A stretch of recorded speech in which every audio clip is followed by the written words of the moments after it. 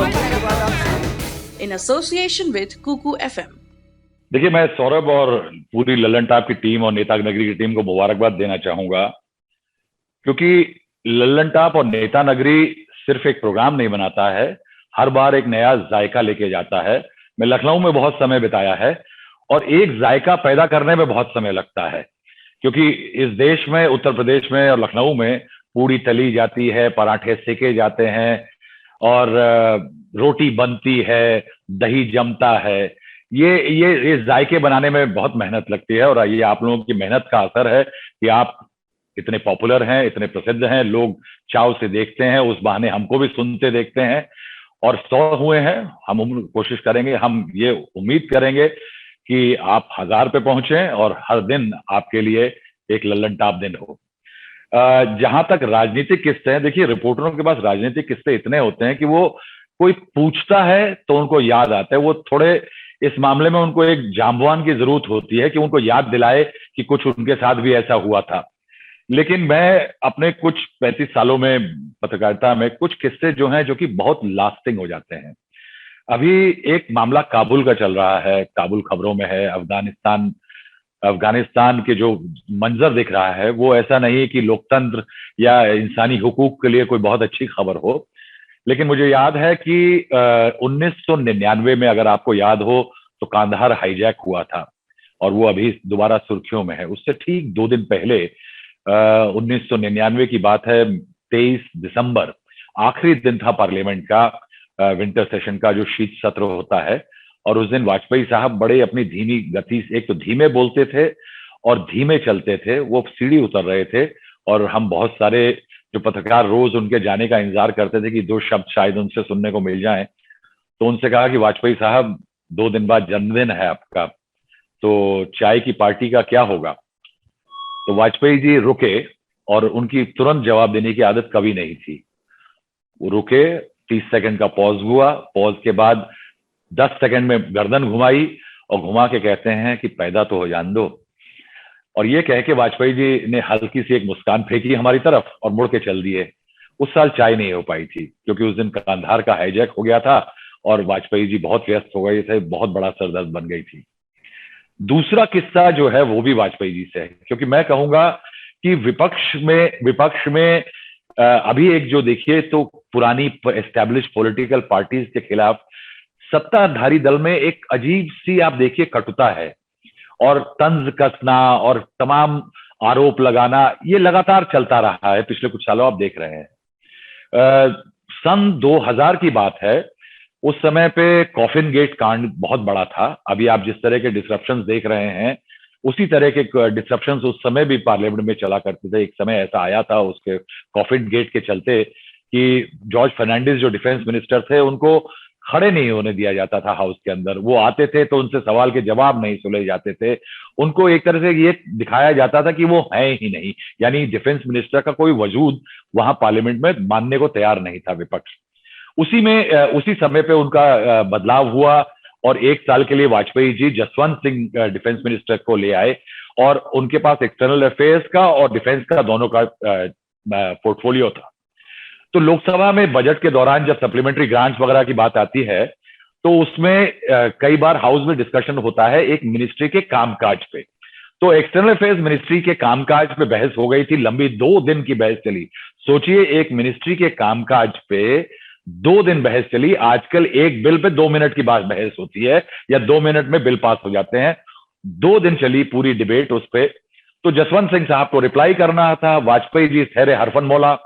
और ये आज की तारीख में ये होना मुश्किल है, ये अपने मनमोहन सिंह साहब के टाइम में भी कम ही देखा कि अटल भी जवाब देना था external affairs minister Jaswant Singh को, लेकिन अटल बिहारी वाजपेयी प्रधानमंत्री खुद आ गए और वो खड़े हो गए कि जवाब मैं दूंगा। देखिए, वो बड़ा कठिन समय था क्योंकि उस समय पे न्यूक्लियर एक्सप्लोजन, जो पोखरण में हमने न्यूक्लियर टेस्ट किया था, उसके कारण हमारे देश के ऊपर सैंक्शंस लगे हुए थे। स्ट्रोक टैलबर्ट से बातचीत चल रही थी, यानी पूरे दुनिया में हम लोग भारत के खिलाफ सैंक्शंस लगे हुए थे। तो एक्सटर्नल अफेयर्स मिनिस्ट्री एक बहुत कठिन मिनिस्ट्री थी। जसवंत सिंह नए आए थे और ये देखिए कि प्रधानमंत्री की सूझबूझ उस समय के कि अटल बिहारी वाजपेयी की कि अगर विपक्ष का हमला होगा तो मैं झेल लूंगा, अगर हमला होगा जॉर्ज पे तो मैं झेल लूंगा, जसवंत सिंह पे होगा तो मैं झेल लूंगा। देश की न्यूक्लियर पावर बनने के बावजूद जो सैंक्शन लगे उस पर हमला होगा तो मैं झेल लूंगा। अब उन्होंने साहब ने बोलना शुरू किया, सबका अभिवादन किया कि 2 दिन डिबेट चली, आप बहुत बढ़िया बोले। और जैसे कि मेरे मंत्री बोल रहे थे, वो नाम लेना चाहते थे। अब वाजपेयी जी की एक आदत थी कि वाजपेयी जी चीजें अक्सर भूल जाते थे, तो वाजपेयी जी वहां पे नाम भूल गए जसवंत सिंह का।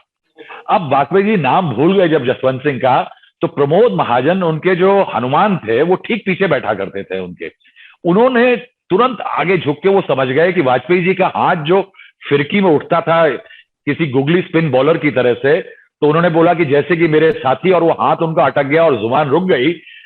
प्रमोद महाजन समझ गए कि वो प्रेग्नेंट पॉज नहीं था, वाजपेयी जी नाम भूल गए। उन्होंने धीरे से पीछे से बुदबुदाया जसवंत सिंह। तो वाजपेयी जी इतने इतने मेंटली इतने शार्प थे पॉलिटिकली कि वो नाम तो भूल गए थे, लेकिन उन्होंने देखिए बात कैसे संभाली। उन्होंने कहा कि हाँ, आप ये मत सोचिएगा, विपक्ष मजाक उड़ा रहा था, तो उन्होंने कहा साहब आप ये मत समझिएगा कि मैं नाम भूल गया था, मैं तो बस ये सोच रहा, याद दिला रहा था अपने आप को कि वो डिफेंस मिनिस्टर के तौर पे बोल रहे हैं या विदेश मंत्री के तौर पे। और पूरे विपक्ष में ठहाका लग गया, किस तरह से एक डिफिकल्ट सिचुएशन में जहां विपक्ष के हौसले बढ़े हुए थे, प्रधानमंत्री ने, जो कि भूल गए थे अपने मंत्री का नाम, किस तरह से उन्होंने अपनी ही सरकार की थोड़ी सी उस समय की कमजोरी, क्योंकि अभी हाल में ही डिफेंस मिनिस्टर उनके हटे थे और नए मंत्री आए थे, ये कह करके कि मैं सोच रहा था कि वो डिफेंस मिनिस्टर के तौर पे बोल रहे हैं या कि वो एक्सटर्नल अफेयर्स के, वो ये करके बात को हल्का करके आगे बढ़ गए। ये वाजपेयी जी की मैं कहूंगा कि ये बहुत बड़ी देन थी। पार्लियामेंट्री फंक्शनिंग में उनके जैसे लोग बहुत कम, आज की तारीख में तो मैं कहूंगा कि कोई भी नहीं दिखता है। मेरा एक पॉलिटिकल एक्सपीरियंस जो बहुत मैं कहूंगा मेरे लिए विस्मरणीय है, मेरे को हमेशा याद रहेगा, और जो दलित और गरीब मुफलिसों की जो पॉलिटिक्स इस देश में आज के लोग देखते हैं कि बड़ी नेता है मायावती, एक मंत्री हैं भारत सरकार में आज के अठावले साहब, एक समय पे ये एक पॉलिटिकल चरम पे नहीं पहुंची थी, ये उस समय सत्ता में काबिज नहीं हुई थी, दलित पॉलिटिक्स वहां पहुंची नहीं थी कि सरकारें बन जाए राज्यों में या दलित राष्ट्रपति बन जाए देश के। उस समय पे कांशीराम नाम के एक नेता बहुत मेहनत करके एक नई पॉलिटिकल पार्टी बना रहे थे, और वो एक नई पॉलिटिकल नेत्री को आगे कर रहे थे, उनका नाम था मायावती। वो 2 चुनाव लड़ चुकी थी और 2 चुनाव हार चुकी थी। बिजनौर का चुनाव था 1989 का। बिजनौर के पीडब्ल्यूडी गेस्ट हाउस में पहली बार मेरी कांशीराम जी से मुलाकात हुई थी, और मैं जब उनसे मिलने पहुंचा, उन्होंने किस तरह से बामसेफ, D4, इस तरह के जो उनकी पूरी पॉलिटिकल लड़ाई रही थी उसके बारे में उन्होंने मुझे बताया, और क्या पॉलिटिकल प्लान है वो बताए। जैसे ही वो उन्होंने कहा कि अच्छा बेटा मैं चलता हूं, मुझे गांव गांव जाना है, वो चलने लगे तो हल्की सी ठोकर लगने से उनकी जो रबर की चप्पल थी वो टूट गई, और रबर की उस टूटी चप्पल को देख करके उनको लगा कि अब मैं कैसे जाऊंगा। तो उन्होंने अपने जो सिक्योरिटी जो इंचार्ज थे उनके, उनको बुलाया और उनको बुला करके कहा साहब मेरी चप्पल टूट गई है, मुझे कैंपेन के लिए जल्दी निकलना है, कुछ इंतजाम करो। और यही सिक्योरिटी जो इंचार्ज थे सुरक्षा में थे उस समय पे, कांशीराम के बाद में वो जब मुख्यमंत्री बनी मायावती तब भी उनके साथ थे, साथ में रहे, बहुत पुराना एसोसिएशन रहा उनका। तो वो मैं वहीं बैठा हुआ था, चूंकि वो रुक गए थे तो मैं भी रुक गया। तो मेरे सामने थोड़ी देर में वो हाफते हाफते आए, पदम सिंह नाम था उनका, और पदम सिंह ने आकर के बाटा का जूते का डब्बा सामने रख दिया। कांशीराम का पैर बहुत बड़ा था, करीब 10 या 11 नंबर का जूता पहनते थे, और उन्होंने वो जूते का डब्बा उनके सामने रख दिया। तो कांशीराम ने उसको खोल करके जब देखा तो उसके अंदर वो स्लिप ऑन बिना फीते वाले जूते जो होते थे, उन दिनों बहुत सस्ते आते थे, वो पदम सिंह किसी तरह से किसी से खरीद करके वो ले आए थे और कांशीराम को दे दिया। कांशीराम ने तुरंत उन जूतों को देखा और पदम सिंह को पास बुलाया, उनको कहा कि तुम ये बात बताओ मुझे कि मैं गरीब घरों में जिनके पास 2 जून का खाना नहीं है, उनके पास जाके 1-1 रुपया मांग करके उन भूखे नंगे लोगों से जिनके पैरों में बीमारी पड़ी हुई है, जिनके हाथ कांपते हैं क्योंकि उनके कमजोर शरीर में कमजोरी आ रही है, उनसे 1-1 रुपया मांग के पार्टी मांग रहा हूं। तुम्हें लगता है कि इन जूतों को पहन करके मुझे उनके सामने जाना चाहिए?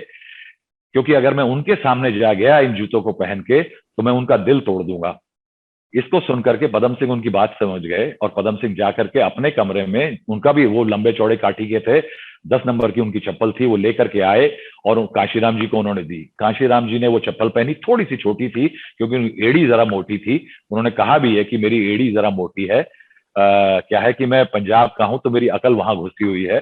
और ये कह के काशीराम निकल गए। तो मेरे को लगा कि आज मुझे जरूर देखना चाहिए कि आदमी कैसे काम करता है। मैं उनके साथ करीब 11 घंटे रहा। उस पूरे दिन में काशीराम ने करीब 823 रुपया इकट्ठा किया अपने कैंपेन के लिए। और वो पहला इलेक्शन था जब मायावती चुनाव जीती बिजनौर से। मुझे याद है कि 8,830 के करीब वोट से वो जीती थी। और वो मैं कहूंगा शुरुआत थी बीएसपी जैसी एक पॉलिटिकल पार्टी की, जिसके बारे में तमाम पार्टियां चाहे जितनी कहें, जो कुछ भी कहें, मैं ये कहूंगा कि जिस दिन मायावती की रैली होती है उस दिन इस देश का सबसे दबा कुचला उनकी रैली के बाद जब उनके सोफे को जाके छूता है तो महसूस करता है कि आज भी भारत के लोकतंत्र में उसकी हिस्सेदारी है। और मैं कहूंगा कि वो टूटी चप्पल जो काशीराम की थी वो एक बहुत बड़ा हिस्सा थी इस लड़ाई का। देखिए, मेरी मुलाकात जो मुलायम सिंह यादव जी से थी वो पहली 1989 की थी। उसी साल में मैं पॉलिटिकल जर्नलिज्म में एक तरह से कहिए घुस पाया था। और मैं पहली बार सैफई में गया तो उनका घर बहुत टूटा फूटा था। उनकी अम्मा ने हमारे लिए मोटे मोटे रोट सेके और मिर्ची का मसाला भरवा अचार भरा और मैं उनके साथ कैंपेन पे निकलने वाला था। तो नेताजी ने अपने साथ साथ चलते हुए मुझे दिखाया कि सैफई में उन दिनों सड़क नहीं हुआ करती थी। जब वो बाहर जाया करते थे कॉलेज की तरफ, कॉलेज पढ़ाने के लिए या कॉलेज जाते थे, तो उनके पास एक टूटी पुरानी साइकिल थी जिसका चोरी हो जाने का डर था। तो वो उसको कंधे पे रख के एक पेड़ पे चढ़ के पेड़ की सबसे ऊंची टहनी पे चेन से बांध के आते थे जिससे कि वो साइकिल चोरी ना हो जाए। नीचे उतरते थे, नाला कैसे पार करते थे बारिश के मौसम में, क्योंकि दूसरा पजामा कुर्ता नहीं था सफेद, तो वो एक पन्नी में उसको बांध लेते थे, जांघिए और बनियान में उसको पार करते थे, ट्यूबवेल में जाके नहाते थे, फिर दोबारा सुखा के बदन पहन के साइकिल उतार करके उसको जाया करते थे कॉलेज। तो ये दास्तान थी कि इस तरह से मुलायम सिंह यादव का जीवन एक तरह से बीता। 1963 के करीब में जिस करहल के जैन इंटर कॉलेज में नेताजी पढ़ते थे उसी में वो सहायक अध्यापक बन गए थे। तो नेताजी ने मुझे एक दिन बहुत हंसते हुए उसी स्कूल के अंदर ये कहानी सुनाई थी कि जैन इंटर कॉलेज के जो मालिक थे वो बड़े आदमी थे, उनका बड़ा इंटर कॉलेज था। और मुलायम सिंह यादव और एक और उनके सहयोगी यादव थे जो कि 60 गांवों के पहले ग्रेजुएट थे। तो उन दोनों को वहां पे नौकरी मिल गई थी अध्यापक की। तो जैन साहब बड़े आदमी थे, वो जब मुलायम सिंह यादव जी वालों को घर भी बुलाया करते थे। तो एक दिन नेताजी को जब घर बुलाया उन्होंने, तो जैन जो मालिक थे स्कूल के इंटर कॉलेज के, वो पूजा कर रहे थे और उसी समय उनका फोन बजने लगा। मुलायम सिंह यादव ने उससे पहले जीवन में फोन नहीं हैंडल किया था, यानी कभी उन्होंने फोन उठा के किसी से बात नहीं की थी। तो उनका कहना है कि जब बहुत बार फोन बजा तो स्कूल इंटर कॉलेज के मालिक साहब ने उनसे कहा कि मुलायम फोन क्यों नहीं उठा लेता। तो मुलायम सिंह यादव कहते हैं कि मैंने कांपते हाथों से फोन उठाया और मैं कान पे लगाया तो दूसरी तरफ से, अगर आपको याद हो तो पुराने टाइम में जोर से लोग बोलते थे और हेलो जो सोफिस्टिकेशन आज मिलता है वो उस समय नहीं होता था। तो मुलायम सिंह यादव कहते हैं कि मुझे दूसरी तरफ से जो बोल रहा था बहुत जोर जोर से लगा कि मुझे बोल रहा है कि हिलो हिलो हिलो। तो कह रहा है कि 4 बार तो मैंने सुन लिया, लेकिन 5वीं बार जब उसने हिलो बोला तो मैंने उसको पलट के जोर से गाली दी और कहा कि मैं क्यों हिलूं, तुम हिलो। और ये कह के मैंने फोन पटक दिया। बाद में उन्हें नेताजी को बहुत डांट पड़ी जैन साहब से कि तुम इतने गंवार हो कि तुमने फोन नहीं पता कैसे हैंडल होता है। तो वो हिलो थोड़ी बोल रहा था, वो हेलो बोल रहा था। तो नेता मुलायम सिंह यादव जो कि आज उनको अब मुख्यमंत्री बन लिए, कई बार उनके ऊपर डिस्प्रोपोर्शनेट एसेट के केस भी चले, लेकिन ये भी है एक हकीकत है कि ओबीसी और पिछड़ों और दलितों की जो राजनीति है उसमें ऐसे भी कैरेक्टर हैं जिन्होंने बहुत सारी चीजें जो आज हम अमूमन समझते हैं कि रोजमर्रा का हिस्सा है, उन पे कोई डाउट नहीं है, वो इन लोगों ने ऐसे भी जीवन बिताए हैं।